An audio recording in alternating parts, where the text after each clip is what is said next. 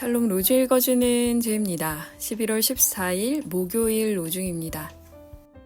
그렇습니다. 하늘과 하늘 위의 하늘, 땅과 땅 위의 모든 것이 다 주 당신들의 하나님의 것입니다. 신명기 10장 14절. 더없이 높은 곳에서는 하나님께 영광이요, 땅에서는 주님께서 좋아하시는 사람들에게 평화로다. 누가복음 2장 14절. 피난처 되시는 주님께 거하는 하루 보내세요. 샬롬 하울람. 신약성경 누가복음은 약자들에 대한 관심이 굉장히 많은 복음서입니다. 마리아의 창가를 보면 하나님이 낮고 비천한 자를 얼마나 사랑하고 아끼시는지가 잘 나오는데요. 그런 모든 사상이 누가복음 전체에 걸쳐서 엄청나게 많이 드러나고 있습니다. 오늘 예수님의 탄생에 대한 이야기인데요. 더없이 높은 곳에서는 하나님께 영광이요, 땅에서는 주님께서 좋아하시는 사람들에게 평화로다 라는 찬양시가 나오죠. 이 찬양시는 천사들의 노래입니다. 높은 곳에서는 하나님께 영광이다. 이거는 우리가 이해하기가 쉬워요. 하나님은 높은 곳에 계시고 영광 받으셔야 하는 분이니까.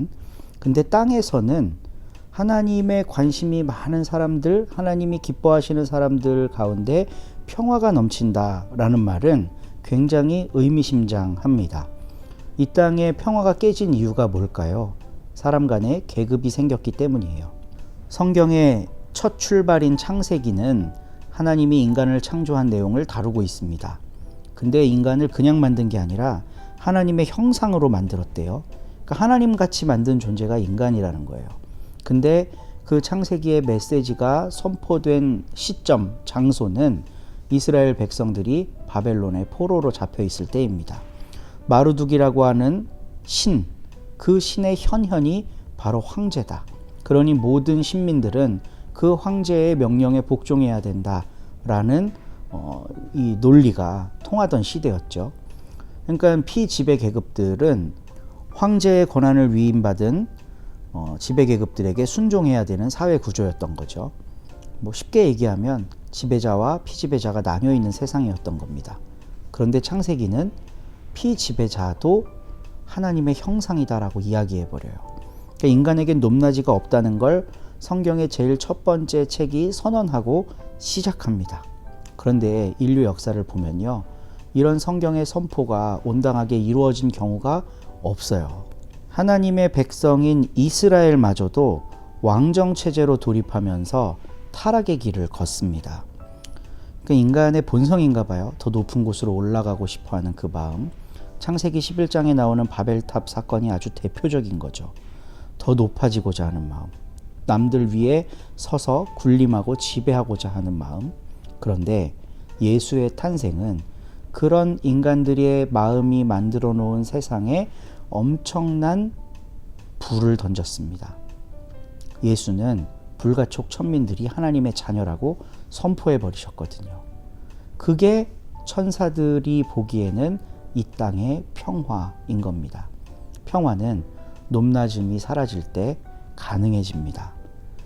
돈으로 계급을 나누고 지위로 계급을 나누고 권력으로 계급을 나누며 살아가는 세상은 평화가 깨어진 세상이죠. 우리는 무엇을 추구해야 할까? 서로 간에 높낮이가 없는 세상. 그래서 참된 하나님의 평화가 도래하는 세상을 추구하며 살아가야 합니다. 평화의 사도로 부름받은 모든 서로님들을 축복합니다. 오늘도 각자의 자리에서 작은 예수가 되어서 평화를 이루어 가실 수 있기를 바라봅니다.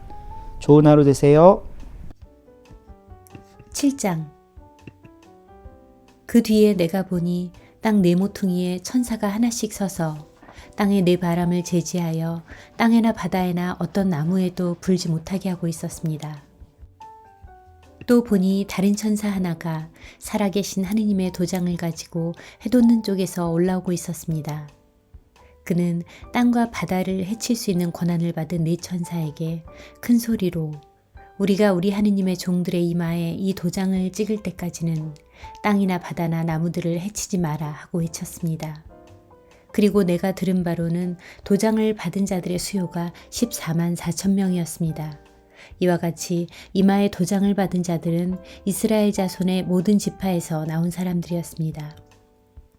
도장받은 자는 유다 지파에서 1만 2천 명, 르우벤 지파에서 1만 2천 명, 가드 지파에서 1만 2천 명, 아셀 지파에서 1만 2천 명, 납달리 지파에서 1만 2천 명, 므낫세 지파에서 1만 2천 명, 시므온 지파에서 1만 2천 명, 레위 지파에서 1만 2천 명, 이사갈 지파에서 1만 2천 명, 즈불룬 지파에서 1만 2천 명, 요셉 지파에서 1만 2천 명, 베냐민 지파에서 1만 2천 명이었습니다. 그 뒤에 나는 아무도 그 수효를 셀 수 없을 만큼 많은 사람이 모인 군중을 보았습니다. 그들은 모든 나라와 민족과 백성과 언어에서 나온 자들로서 흰 두루마기를 입고 손에 종려나무 가지를 들고서 옥자와 어린 양 앞에 서 있었습니다. 그리고 그들은 큰 소리로 구원을 주시는 분은 옥좌에 앉아 계신 우리 하느님과 어린 양이십니다 하고 외쳤습니다. 그러자 천사들은 모두 옥좌와 원로들과 네 생물을 둘러서 있다가 옥좌 앞에 엎드려 하느님께 경배하며 아멘, 우리 하느님께서 영원 무궁토록 찬양과 영광과 지혜와 감사와 영예와 권능과 세력을 누리시기를 빕니다. 아멘 하고 외쳤습니다. 그때 그 원로들 가운데 하나가 흰 두루마기를 입은 이 사람들은 도대체 누구이며 또 어디에서 왔습니까? 하고 나에게 물었습니다. 어른께서 잘 알고 계시지 않습니까? 하고 내가 대답했더니 그는 나에게 다음과 같이 말했습니다. 저 사람들은 큰 환난을 겪어낸 사람들입니다. 그들은 어린 양이 흘리신 피에 자기들의 두루마기를 빨아 희게 만들었습니다. 그러므로 그들은 하느님의 옥좌 앞에 있으며 하느님의 성전에서 밤낮으로 그분을 섬기는 것입니다. 그리고 옥좌에 앉으신 분이 그들을 가려주실 것입니다. 그들이 다시는 줄이지도 목마르지도 않을 것이며 태양이나 어떤 뜨거운 열도 그들을 괴롭히지 못할 것이요. 옥좌 한가운데 계신 어린 양이 그들의 목자가 되셔서 그들을 생명의 샘터로 인도하실 것이며 하느님께서는 그들의 눈에서 눈물을 말끔히 씻어주실 것입니다. 아멘.